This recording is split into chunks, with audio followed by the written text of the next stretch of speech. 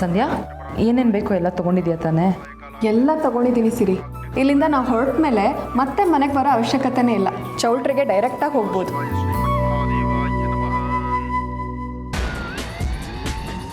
ಮಾವಾ ಮಾವಾ ಏನಮ್ಮ? ಬನ್ನಿ ಇಲ್ಲಿ.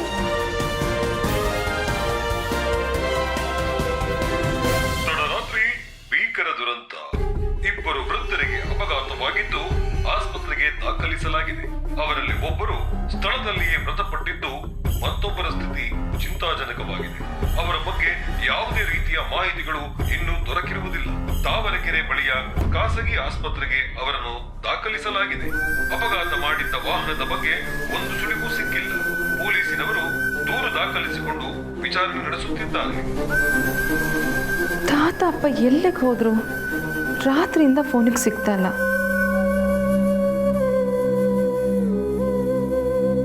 ನನ್ನ ಲ್ಯಾಪ್ಟಾಪ್ ಚಾರ್ಜರ್ ಕಾಣಿಸ್ತಿಲ್ಲ. ಇತ್ತೀಚೆಗೆ ಮನೆ ವಸ್ತುಗಳು ಇಟ್ಟಲ್ಲಿರಲ್ಲ. ನೀವೇನಾದ್ರೂ ವಸ್ತುಗಳನ್ನ ಹುಡ್ಕಾಡೋದು ತಡ್ಕಾಡೋದು ಮಾಡ್ತಿದ್ದೀರಾ ಹೇಗೆ? ಏನಿದೆ ಈ ಮನೇಲಿ ಅಂತ ಹುಡ್ಕಾಡಬೇಕು ತಡ್ಕಾಡೋದು. ಅಲ್ಲ ಸೊಸೆ ಮುದ್ದು, ನಿನ್ನೆ ರಾತ್ರಿ ನೀನು ಎಲ್ಲಿ ಕೂತ್ಕೊಂಡು ಕೆಲಸ ಮಾಡ್ತಿದ್ಯೋ ಅಲ್ಲೇ ಹೋಗಿ ನೋಡಿದ್ರೆ ಇದ್ರೂ ಇರ್ಬೋದೇನೋ. ಅದು ಬಿಟ್ಟು ನನ್ನನ್ನು ಕೇಳಿದ್ರೆ ನನಗೆ ಯಾಕಮ್ಮ ಲ್ಯಾಪ್ಟಾಪ್ ಚಾರ್ಜರು? ಅಲ್ಲ ಟೀಗೆ ಏನಾರ ಉಳಿಸಿದ್ದೀರೇನೋ? ಅಲ್ಲ ನಾನು ನೋಡ್ಕೋತೀನಿ. ಅಲ್ಲ ನೀನು ಅದನ್ನ ನೋಡ್ಕೊ ಪಾಪ, ಏನು ಕೆಲಸ ಇರುತ್ತೋ ಏನು.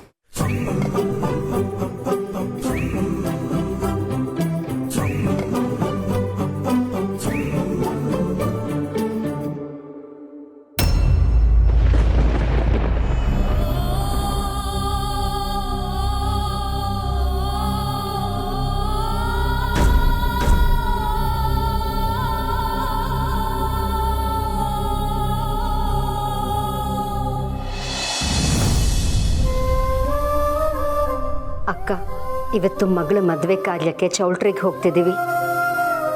ನನ್ನ ಮಗಳ ಮದುವೆ ಯಾವುದೇ ವಿಘ್ನನೂ ಇಲ್ಲದೆ ಚೆನ್ನಾಗಿ ನಡಿಬೇಕು. ವಿಘ್ನಗಳಾಗೋಕೆ ನಾನು ಬಿಡೋದು ಇಲ್ಲ.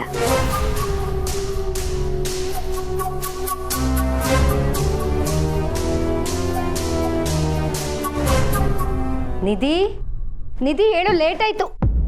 ನಿಧಿ,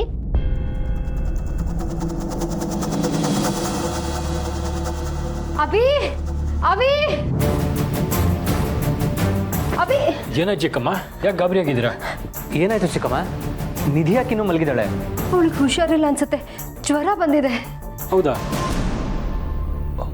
ಹೌದು, ತುಂಬ ಜ್ವರ ಬಂದಿದೆ. ಇವತ್ತೇ ಚೌಲ್ಟ್ರಿಗೆ ಹೋಗಬೇಕು, ನಾಳೆ ದಿನನೇ ಮದುವೆ. ಈಗ ಯಾಕೆ ಹೀಗಾಯಿತು?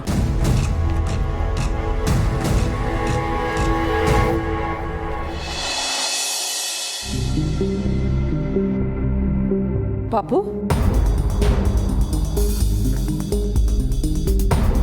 ಅಮ್ಮ ನಿಧಿ ಯಾಕೆ ಗಾಬರಿ ಆಗಿದೆಯಾ? ಏನಾಯ್ತು? ನಿಧಿಗೆ ಜ್ವರ ಬಂದಿದೆಯಂತೆ. ಹೌದಾ? ಎಲ್ಲಿದ್ದಾಳೆ? ರೂಮಲ್ಲಿದ್ದಾಳೆ.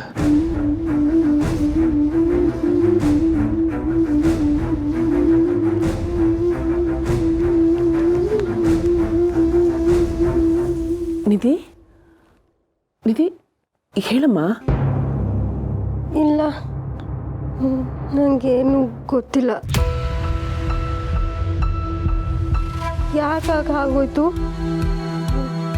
ತುಂಬ ಭಯ ಆಗ್ತದೆ. ಇವಳು ಹುಷಾರ್ ತಪ್ಪಿದ್ದಾಳೆ ಅಂತ ನಂಗೆ ಅನ್ನಿಸ್ತಾ ಇಲ್ಲ. ಯಾವುದೋ ವಿಷಯಕ್ಕೆ ಹೆದರಿದಾಳೆ ಅನ್ನಿಸ್ತಾ ಇದೆ.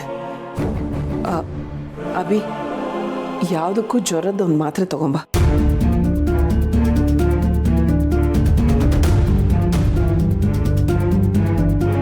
ನಿಧಿ, ನಿಧಿ ಹೇಳು, ಹೇಳು.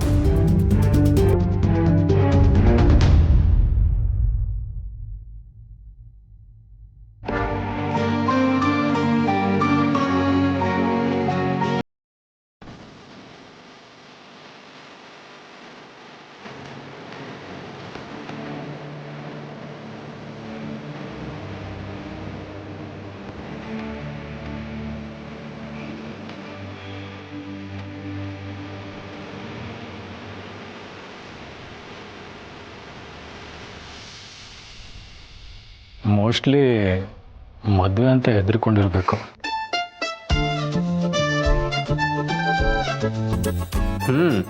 ಇಷ್ಟು ದಿನ ಇಷ್ಟಪಟ್ಟಿರೋ ಹುಡುಗನ ಮದುವೆ ಆಗ್ತಿದ್ದೀನಿ ಅಂತ ಖುಷಿಲಿದ್ಲು. ಈಗ ಮದುವೆ ಡೇಟ್ ಹತ್ರ ಬಂತಲ್ಲ, ಅದಕ್ಕೆ ಭಯದಿಂದ ಜ್ವರ ಬಂದಿರಬೇಕು. ಏನು ಭಯ ಪಡಬೇಡ ನಿಧಿ, ನಾವೆಲ್ಲರೂ ನಿನ್ನ ಜೊತೆ ಇದ್ದೀವಲ್ವಾ. ನೀನು ಈ ರೀತಿ ಇದ್ರೆ ಮನೇಲಿ ಎಲ್ರಿಗೂ ಗಾಬರಿ ಆಗತ್ತೆ. ನೀನು ಖುಷಿಯಾಗಿರ್ಬೇಕು. ಇವತ್ತು ನಿನ್ನ ಬದುಕೇ ಬದಲಾಗೋ ದಿನ. ಹೊಸ ಬದುಕಕ್ಕೆ ಕಾಲಿಡ್ತಾ ಇದೆಯಾ, ಧೈರ್ಯವಾಗಿರು.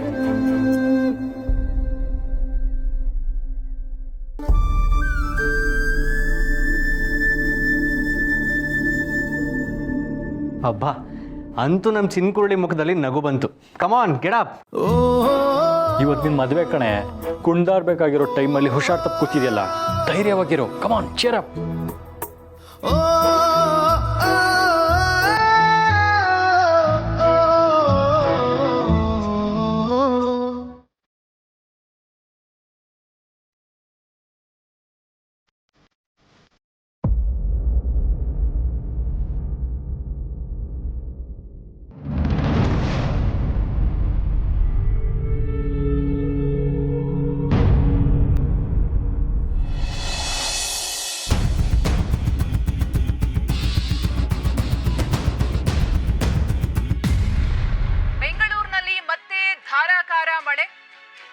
ಸಂಧ್ಯಾ, ಬೆಳಗ್ಗೆ ಬೆಳಗ್ಗೆ ಹೀಗೆ ಟಿವಿ ನೋಡ್ಕೊಂಡು ನಿಂತ್ಕೊಂಡ್ಬಿಟ್ರೆ ಹೇಗೆ? ಹೊರಡೋದು ಲೇಟ್ ಆಗತ್ತೆ. ಅಲ್ಲ ಸಿರಿ, ಬೆಂಗಳೂರಲ್ಲಿ ಇನ್ನೂ 2 ದಿನ ಜೋರು ಮಳೆ ಅಂತೆ, ಸೈಕ್ಲೋನ್ ಎಫೆಕ್ಟ್ ಅಂತೆ. ಅಲ್ಲ, ನಾವಿಷ್ಟು ಚೆನ್ನಾಗಿ ರೆಡಿಯಾಗಿ ಹೋಗ್ತಿದ್ದೀವಿ, ರೇಷ್ಮೆ ಸೀರೆ ಎಲ್ಲ ಮಳೆಗೆ ಹಾಳಾಗಲ್ವಾ? ಚೆನ್ನಾಗಿ ಹೇಳಿದ್ರಿ. ಅವ್ರ ಮಾತು ನಂಬ್ಕೊಂಡು ನೀವು, ಅವರು ಮಳೆ ಬರುತ್ತೆ ಅಂದ್ರೆ ಬರಲ್ಲ ಅಂದ್ರೆ ಬರುತ್ತೆ. ಹಿಂದೆ ಒಂದ್ಸಲ ಹಿಂಗೆ ಆಗಿತ್ತು ಸೊಸೆ ಮುದ್ದು. ನ್ಯೂಸಲ್ಲಿ ಮಳೆ ಬರುತ್ತೆ ಅಂದ್ರು. ನಾನು ಬರ್ಬೋದೇನೋ ಅನ್ಕೊಂಡು ಛತ್ರಿ ತಗೊಂಡು ಹೋದೆ ಹೊರಗೆ. ಅದನ್ನ ತಗೊಂಡೋಗಿ ಛತ್ರಿ ಉಪಯೋಗ ಆಗಿದ್ದು ಮಳೆಗಲ್ಲ, ಬಿಸಿಲಿಗೆ. ಸಂಧ್ಯಾ, ಅಪ್ಪ ಮತ್ತು ತಾತ ಇನ್ನೂ ಮನೆಗೆ ಬಂದಿಲ್ಲ. ನಾನು ರಾತ್ರಿ ಎಲ್ಲ ಫೋನ್ ಟ್ರೈ ಮಾಡಿದ್ದೀನಿ, ಫೋನೇ ಪಿಕ್ ಮಾಡಲಿಲ್ಲ. ಈಗ ಕಾಲ್ ಮಾಡಿದ್ರೆ ಸ್ವಿಚ್ ಆಫ್ ಅಂತ ಬರ್ತಾ ಇದೆ. ನಾವು ಬೇರೆ ಅವ್ರಿಗೆ ಎಷ್ಟೊತ್ತಿಗೆ ಹೋಗ್ತೀವಿ ಏನು ಎತ್ತ ಏನೂ ಹೇಳಿಲ್ಲ. ನಾವು ಇಲ್ಲಿಂದ ಹೊರಟ ಮೇಲೆ ಅವ್ರೇನಾದರೂ ಮನೆ ಹತ್ರ ಬಂದರೆ? ಬರಲಿ ಬಿಡು ಸಿರಿ, ಅವ್ರು ಇಲ್ಲಿಗೆ ಬಂದು ಆಮೇಲೆ ರೆಡಿಯಾಗಿ ಅಲ್ಲಿಗೆ ಬರ್ತಾರೆ. ತಾತ ಇರುವಾಗ ನಿನ್ಗೆ ಯಾಕೆ ಭಯ? ನಾವು ಈಗಲೇ ಹೊರಡೋಣ, ಆಮೇಲೆ ಶಾಸ್ತ್ರಗಳೆಲ್ಲ ಶುರು ಆಗ್ಬಿಡುತ್ತೆ. ಇವತ್ತು ನೀವು ನನ್ನನ್ನು ಬಿಟ್ಟು ಹೋಗೋ ಹಾಗೆ ಇಲ್ಲ. ದೊಡ್ಡೋರ್ ಮನೆ ಮದುವೆ ಹೇಗೆ ನಡೆಯುತ್ತೆ ಅಂತ ನಾನು ನೋಡೋದು ಬೇಡವಾ? ನಿಮ್ಮನ್ನ ಯಾರು ಬರಬೇಡಿ ಅಂದಿದ್ದು? ನೀವು ಈಗ ನಮ್ಮ ಜೊತೆ ಬರಬೇಡಿ ಅಷ್ಟೇ. ತಾತ ಅಂಕಲು ಬರ್ತಾರಲ್ಲ, ಆಮೇಲೆ ಅವ್ರು ಬಂದಮೇಲೆ ತಿಂಡಿ ಕೊಟ್ಟು ನೀವು ಅವ್ರ ಜೊತೆ ಬನ್ನಿ. ಆಯ್ತು ಬಿಡಮ್ಮ. ಅಂದಮೇಲೆ ಅವರಿಬ್ರು ಬರೋವರೆಗೂ ನಾನು ಮನೆ ಬಿಟ್ಟು ಕದಲೋ ಹಾಗಿಲ್ಲ. ಅದು ಸರಿ, ನಿನ್ನೆ ರಾತ್ರಿ ಇಡೀ ನೀವು ಮನೇಲಿ ಇರ್ಲಿಲ್ವಲ್ಲ, ಎಲ್ಲ ಹೋಗಿದ್ರಿ? ಎಲ್ಲೋಗಿದ್ದೆ ಅಂದ್ರೆ ನನಗೂ 1000 ಕೆಲಸ ಇರುತ್ತೆ, ಹೋಗಿದ್ದೆ. ನಿಮ್ಮ ಕೆಲಸಗಳೇನು ಅಂತ ನನಗೆ ಗೊತ್ತಿಲ್ವಾ? ಎಲ್ಲಿ ಹೋಗಿದ್ರಿ ಸರಿಯಾಗಿ ಹೇಳಿ. ದತ್ತ ಅವರು ರವೀಂದ್ರ ಅವರಿಬ್ರು ಭಜನೆ ಕೇಳಕ್ ಹೋಗಿದ್ರು. ನಾನು ಅರ ನಮ್ಮ ಪಾರ್ವತಿ ಪದೆಯೇ ಮೆರವಪುರದೊಳಗೆ ಪಿರಿಯವನೆನಿಸಿದ ಹರ್ಕತೆ ಕೇಳಕ್ ಹೋಗಿದ್ದೆ. ಈಗ ಹೊರಟಿದ್ದೀರಾ ತಾನೆ? ಮಾತಾಡ್ತಾ ನಿಂತ್ರೆ ಟೈಮ್ ಆಗೋದಿಲ್ವಾ? ಹೊರಡಿ. ಸರಿ ಸಿರಿ, ಲೇಟ್ ಆಗುತ್ತೆ, ನಾವು ಹೊರಡೋಣ ಬಾ.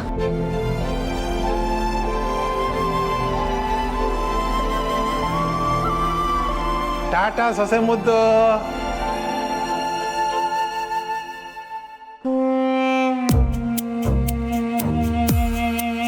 ಶಾರ್ವರಿ ಹೇಳಿದ್ದಕ್ಕೂ ತಾತ ಮನೆಗೆ ಬರದೇ ಇರೋದಕ್ಕೂ ಏನಾದರೂ ಲಿಂಕ್ ಇದೆಯಾ? ಎಲ್ಲೋದ್ರಿ ಇವರು? ಅಲ್ಲ, ಶಾರ್ವರಿ ಅವರು ತಾತನ್ನ ಏನಾದರೂ ಕಿಡ್ನ್ಯಾಪ್ ಮಾಡಿ ಕಟ್ಟಾಕಿರ್ಬೋದಾ? ಅಯ್ಯ, ಈ ಅಪ್ಪನ ಹತ್ರ ಏನಿದೆ ಅಂತ ಆ ಅಮ್ಮ ಕಿಡ್ನ್ಯಾಪ್ ಮಾಡ್ತಾಳೆ.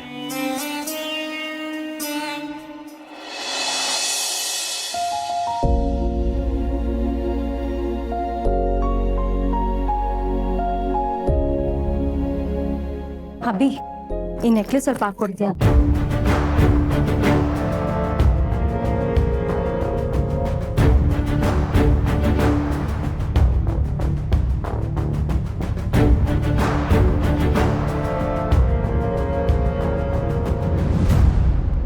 What is this Abhi? ಮೊದಲೆಲ್ಲ ನಾನು ನೆಕ್ಲೆಸ್ ಹಾಕು ಅಂತ ಹೇಳೋದನ್ನೇ ಕಾಯ್ತಿದ್ದೆ. ನೆಕ್ಲೆಸ್ ಹಾಕೋ ನೆಪದಲ್ಲಿ ನನ್ನ ಮುದ್ದು ಮಾಡ್ತಾಯಿದ್ದೆ, ತೀಟ್ಲೆ ಮಾಡ್ತಿದ್ದೆ. ಆದರೆ ಇವತ್ತು ನಿನಗೆ ನನ್ನ ಮೇಲೆ ಫೀಲಿಂಗ್ಸೇ ಇಲ್ವೇನೋ ಅನ್ನೋ ಹಾಗೆ ನಡ್ಕೋತಿದ್ಯಾ. This is too much Abhi. ನಿನಗೆ ನನ್ನ ಮೇಲೆ ಪ್ರೀತಿನೇ ಇಲ್ಲ ಅನ್ನಿಸ್ತಿದೆ. ಅಭಿ, ನಿನಗೆ ನನ್ನ ಮಾತು ಮೇಲೆ ಗೌರವ ಇದ್ದರೆ ನೀನು ದೀಪಿಕನ ಜೊತೆ ಚೆನ್ನಾಗಿರು. ಸಾರಿ ದೀಪಿಕಾ, ಮದುವೆ ಟೆನ್ಷನಲ್ಲಿ ತಲೆ ಕೆಟ್ಟು ಹೋಗ್ಬಿಟ್ಟಿತ್ತು. ಅದಕ್ಕೆ ನಿನ್ನ ಹತ್ರ ಕರೆಕ್ಟಾಗಿ ರಿಯಾಕ್ಟ್ ಮಾಡೋಕ್ಕಾಗಲಿಲ್ಲ. ಅರೆ ವಾವ್ ದೀಪಿಕಾ, ಈ ಸೀರೆಯಲ್ಲಿ ತುಂಬ ಚೆನ್ನಾಗಿ ಕಾಣಿಸ್ತಾ ಇದೆಯಾ. You are looking gorgeous. Really? ಕೇಳ್ತಿಯಲ್ಲ ದೀಪಿಕಾ, ಸೀರೆ ಹುಟ್ಟಿರೋ ದಂತದ ಬೊಂಬೆ ಥರ ಕಾಣಿಸ್ತಿದೆ. ಕಮಾನ್ ಅಭಿ, ದಂತದ ಗೊಂಬೆ ಎಲ್ಲ ಹಳೆ ಮಾತು. ಕಣ್ಣು ಕುಕ್ಕೋ ಹಾಗೆ ಕಾಣಿಸ್ತಿದ್ದೀನಾ? ಅದನ್ನ ಹೇಳು. ಕಣ್ಣು ತುಂಬ್ಕೋಬೇಕು, ಅಷ್ಟು ಚೆನ್ನಾಗಿ ಕಾಣಿಸ್ತಾ ಇದೆಯಾ. Thank you darling. ನೋಡಿದ್ಯಾ, ನೀನು ಹೀಗಿದ್ರೇ ನನಗಿಷ್ಟ. ಹಾಗಿದ್ರೆ ಈ ಸ್ಯಾರಿ ಚೆನ್ನಾಗಿದೆ ಅನ್ನಂಗೆ ಆಯಿತು. ನಿನ್ನ ಸೆಲೆಕ್ಷನ್ ಮೇಲೆ ಚೆನ್ನಾಗಿರಲೇಬೇಕಲ್ವಾ? ಬರೀ ಈ ಸ್ಯಾರಿ ಅಷ್ಟೇ ಅಲ್ಲ ಅಭಿ, ನಾಳೆ ಹುಡಕ್ಕೆ ಅಂತ ನಾನು ಸ್ಯಾರಿ ತಂದಿದ್ದೀನಿ, ತೋರಿಸ್ತೀನಿ ಇರು.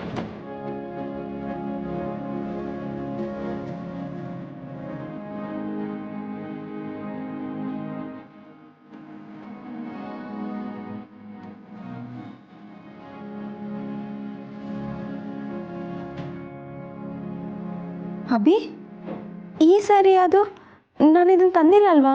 ಓ ಇದು ನಾನು ತಂದಿರೋ ಸ್ಯಾರಿ, ಅತ್ತಿಗೆಗೆ ಅಂತ, ಅಂದರೆ ನಿಮ್ಮ ಅಕ್ಕಗೆ ಅಂತ.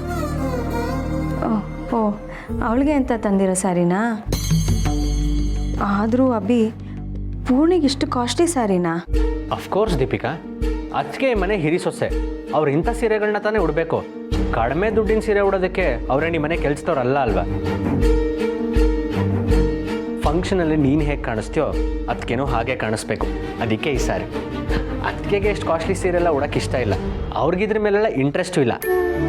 ಆದರೆ ಅದಕ್ಕೆ ಈ ಸೀರೆ ಉಟ್ಕೊಂಡ್ರೆ ಮಹಾಲಕ್ಷ್ಮಿ ಥರ ಕಾಣಿಸ್ತಾರೆ ಅಂತ ನನಗನ್ನಿಸ್ತು. ಅದಕ್ಕೆ ಈ ಸ್ಯಾರಿ ತೊಗೊಂಡು ಬಂದೆ. ಇದನ್ನು ಯಾವಾಗ ತಂದೆ? ಅದೇ ದೀಪಿಕಾ, ನಿನಗೋಸ್ಕರ ಸೀರೆ ಸೆಲೆಕ್ಟ್ ಮಾಡಲ ಅಂತ ಕೇಳಿದಾಗ ಬೇಡ ನಿನಗಿದೆಲ್ಲ ಗೊತ್ತಾಗಲ್ಲ ಅಂತ ಹೇಳಿದ್ಯಲ್ಲ, ಆಗ ನಾನು ಪಕ್ಕದ ಕೌಂಟ್ರಿಗೆ ಹೋಗಿ ಅತ್ತಿಗೆಗೆ ಅಂತ ಈ ಸೀರೆ ಸೆಲೆಕ್ಟ್ ಮಾಡಿ ತೊಗೊಂಡು ಬಂದೆ. ಅತ್ತಿಗೆಗೆ ನಾವು ಸರ್ಪ್ರೈಸ್ ಕೊಡಬೇಕು. ಈ ಸೀರೆನ ನೀನೇ ಅವರು ಕೊಡಬೇಕು, ಓಕೆನಾ?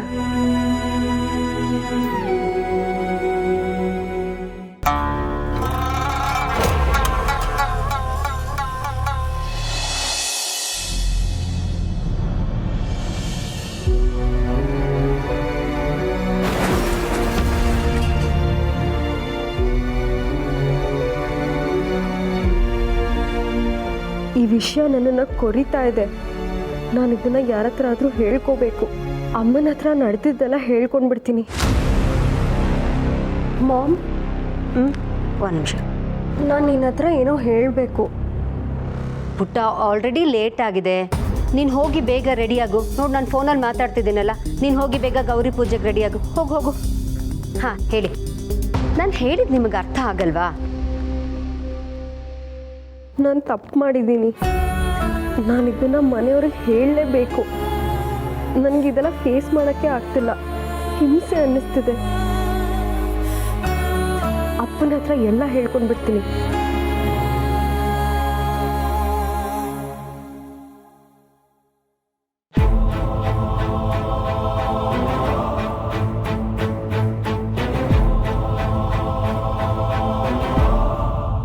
ಡ್ಯಾಡ್, ನಿಧಿ ರೆಡಿ ಆದ್ಯಾ? ಗೌರಿ ಪೂಜೆ ಇವತ್ತು. ನಿನ್ನ ಮನಸ್ಸಲ್ಲಿರೋದೆಲ್ಲ ಗೌರಿ ಮುಂದೆ ಹೇಳ್ಕೊ. ಡ್ಯಾಡ್, ಆ್ಯಕ್ಚುಲಿ ನಾನು ನಿಮ್ಮ ಹತ್ರ ಏನೋ ಹೇಳ್ಕೋಬೇಕು. ನನ್ನ ಹತ್ರನಾ? ಏನು ವಿಷಯ ಮಗಳೇ? ಡ್ಯಾಡ್, ನಿನ್ನೇನು ನೀವು ಇಲ್ಲಿದ್ದೀರಾ? ನಾನು ಎಲ್ಲ ಕಡೆ ಹುಡುಕ್ತಾ ಇದ್ದೆ. ಮಾಧವ್ ಸರ್ ನಿಮ್ಮನ್ನು ಕರೀತಾ ಇದ್ದಾರೆ. ಅಣ್ಣ ಕರೀತಿದ್ದಾನ? ಬಂದೇ ಇರೋ ನಿಧಿ.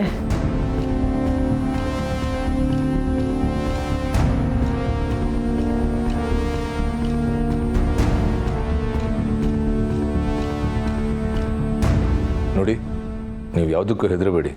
ನಿಮ್ಮ ಜೊತೆ ನಾನಿದ್ದೀನಿ. ನಿಮ್ಗೇನು ಆಗಲ್ಲ, ಏನಾಗಕ್ಕೂ ಬಿಡಲ್ಲ. ನೀವು ಹೀಗೆ ಇದ್ರೆ ಎಲ್ರಿಗೂ ಅನುಮಾನ ಬರುತ್ತೆ. ದಯವಿಟ್ಟು ನನ್ನ ಮಾತು ನಂಬಿ. ಈ ವಿಷಯನ ಯಾರಿಗೂ ಹೇಳಕ್ಕೆ ಹೋಗ್ಬೇಡಿ. ಯಾರಿಗಾದ್ರೂ ಒಬ್ರಿಗೆ ಗೊತ್ತಾದರೂ ತುಂಬಾ ದೊಡ್ಡ ಇಶ್ಯೂ ಆಗುತ್ತೆ. ಅಮ್ಮ ಹೇಳಿದಾಗೆ ನಿಮ್ಮ ಬದುಕು ಬದಲಾಗೋ ಟೈಮ್ ಇದು. ನೀವು ಅದ್ರ ಬಗ್ಗೆ ಯೋಚನೆ ಮಾಡಿ. ಏನೇ ಬಂದರೂ ನಾನು ನೋಡ್ಕೋತೀನಿ.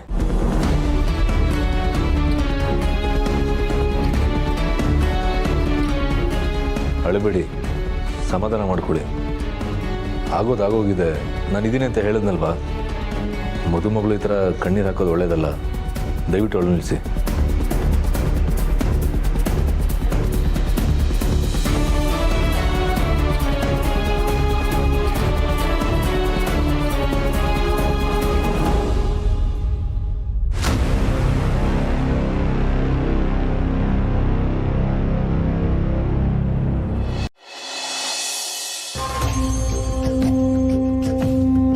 ನೀನು ಇಲ್ಲೇ ಇರ್ತೀಯ ಅಂತ ನನಗೆ ಚೆನ್ನಾಗಿ ಗೊತ್ತು.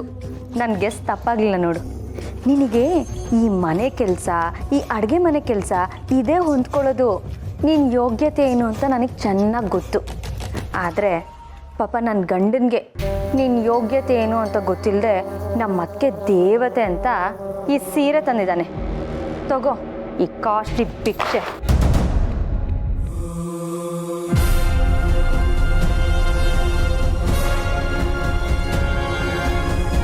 ಮರ್ಯಾದೆಯಿಂದ ಅದನ್ನ ಎತ್ತು ನನ್ನ ಕೈ ಕೊಡು. ಏನಂದೆ? ಕೇಳಿಸ್ಲಿಲ್ವಾ? ಅಥವಾ ಕೇಳಿಸಿದ್ದು ಮತ್ತೆ ಕೇಳಬೇಕು ಅನ್ನೋ ಆಸೆನಾ? ನಿನಗೆ ಹೇಳ್ತಿರೋದು, ಮರ್ಯಾದೆಯಿಂದ ಆ ಸೀರೆನ ಎತ್ತು ನನ್ನ ಕೈ ಕೊಡು. ನಾನು ಕೊಡಲ್ಲ. I said give it.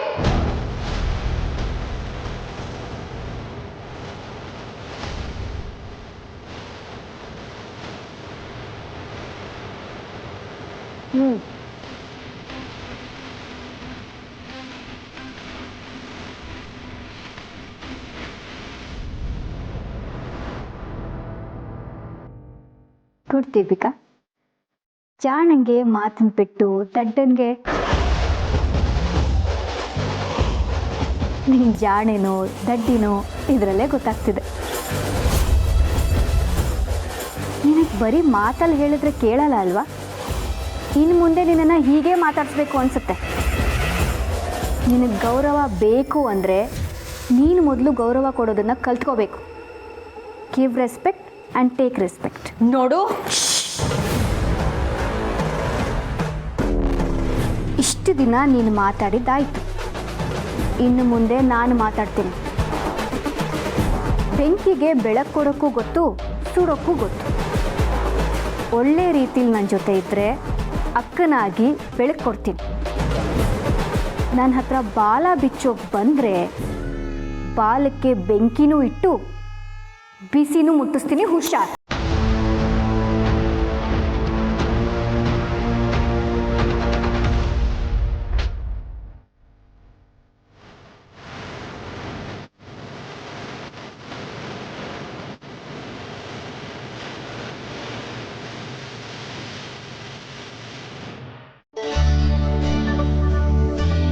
ಸೀರೆ ತುಂಬ ಚೆನ್ನಾಗಿದೆ. ಥ್ಯಾಂಕ್ಸ್. ನನ್ನ ಹೆಂಡತಿ ಬುದ್ಧಿ ಕಲಿತಾ ಇದ್ದಾಳೆ, ಅದಕ್ಕೆ ಥ್ಯಾಂಕ್ ಯು.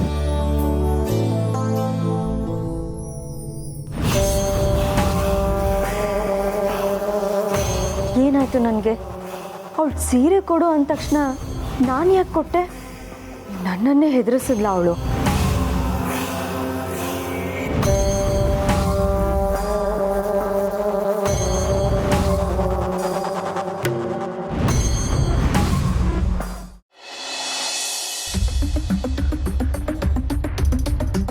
ಹಣ ಕರ್ದ್ಯಾ? ನಾನಾ? ಇಲ್ವಲ್ಲ. ಮತ್ತೆ ನೀ ಬಂದಿದ್ದು ಒಳ್ಳೇದಾಯಿತು. ಈಗ ಮದುವೆಗೆ ಅರೇಂಜ್ಮೆಂಟ್ಸ್ ಎಲ್ಲ ಆಗಿದೆಯಾ? ಇನ್ನೇನಾದರೂ ಬಾಕಿ ಇದ್ದರೆ ಒಂದು ಲಿಸ್ಟ್ ಮಾಡ್ಕೊಂಡು ಹೇಳು. ಇಲ್ಲ ಅಣ್ಣ, ಎಲ್ಲ ಅಚ್ಚುಕಟ್ಟಾಗಿ ಆಗಿದೆ, ಏನು ಟೆನ್ಷನ್ ಇಲ್ಲ. ಹಾಗಂತ ಅನ್ಕೊಳಕ್ಕಾಗಲ್ಲ ಮಹೇಶ. ಮದುವೆ ಕೆಲಸಗಳಂದಮೇಲೆ ಒಂದಲ್ಲ ಒಂದು ಮರ್ತು ಹೋಗುತ್ತೆ. ನೀನು ಇನ್ನೊಂದ್ಸಲ ಡಬಲ್ ಚೆಕ್ ಮಾಡು. ಅವಳ ಮದುವೆ ಅವಳು ಇಷ್ಟಪಟ್ಟ ಹಾಗೆ ಆಗಬೇಕು. ಮನೆಯವರೆಲ್ಲರೂ ಸಂತೋಷ ಪಡಬೇಕು. ಊರವರೆಲ್ಲರೂ ಹಾಡಿ ಹೊಗಳಬೇಕು. ಅವಳ ಬಗ್ಗೆ ಎಷ್ಟು ಪ್ರೀತಿ ಅಣ್ಣ ನಿನಗೆ. ನಿನ್ನಂಥ ಅಣ್ಣನ ಪಡೆದಿರೋದಕ್ಕೆ ನಾನು, ನಿನ್ನಂಥ ದೊಡ್ಡಪ್ಪನ ಪಡೆದಿರೋದಕ್ಕೆ ನಿಧಿ ಅದೃಷ್ಟ ಮಾಡಿರಬೇಕು. ನಾವೆಲ್ಲರೂ ಆಸೆ ಪಟ್ಟಿದ್ದಕ್ಕಿಂತ 10 ಪಟ್ಟು ಚೆನ್ನಾಗಿ ಅವಳ ಮದುವೆನ ಮಾಡ್ತಾ ಇದೀಯ. ನಿನ್ನ ಋಣ ಯಾವತ್ತೂ ಅವಳ ಮೇಲೆ ಇರುತ್ತಣ್ಣ. ಏನು ಹಾಗೆಲ್ಲ ಮಾತಾಡ್ತಾ ಇದೆಯಾ? ಋಣ ಅಂತೆಲ್ಲ ಮಾತಾಡಿದ್ರೆ ಬಾಯಿ ಮೇಲೆ ಹಾಕ್ತೀನಿ. ಆ ಮಗು ಬಗ್ಗೆ ಹಾಗೆಲ್ಲ ಮಾತಾಡ್ತಿದ್ಯಲ್ಲ. ಅವಳು ಹುಟ್ಟಿದಾಗ ನಾವೆಲ್ಲ ಎಷ್ಟು ಸಂತೋಷ ಪಟ್ಟಿದ್ವಿ. ಆ ಸಂತೋಷದ ಋಣ ತೀರ್ಸೋಕ್ಕಾಗತ್ತಾ?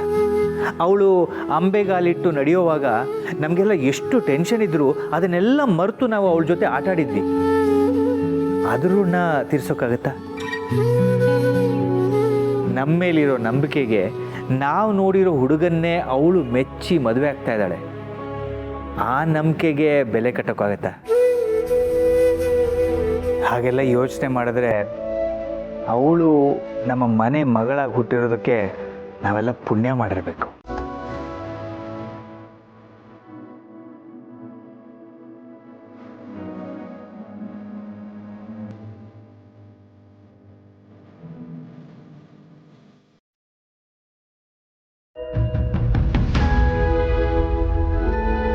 ನಿಧಿ, ಯಾಕಮ್ಮ, ಏನಾಯ್ತು?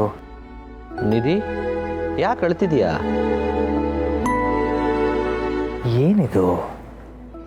ಮದುವೆ ಮನೆಯಲ್ಲಿ ಖುಷಿ ಖುಷಿಯಾಗಿ ಹಸೆ ಮಣೆ ಏರ್ಬೇಕಾದವಳು ನೀನು ಈ ಥರ ಸಣ್ಣ ಮಗು ಥರ ಅಳ್ತಿದ್ಯಲ್ಲ, ಏನಾಯ್ತು? ಹೌದು ದೊಡ್ಡಪ್ಪ, ನನಗೆ ಮದುವೆ ಆದರೂ ನನಗೆ ಮಗು ಆದರೂ ನಾನು ನಿಮ್ಮ ಮುಂದೆ ಸಣ್ಣ ಮಗುನೇ.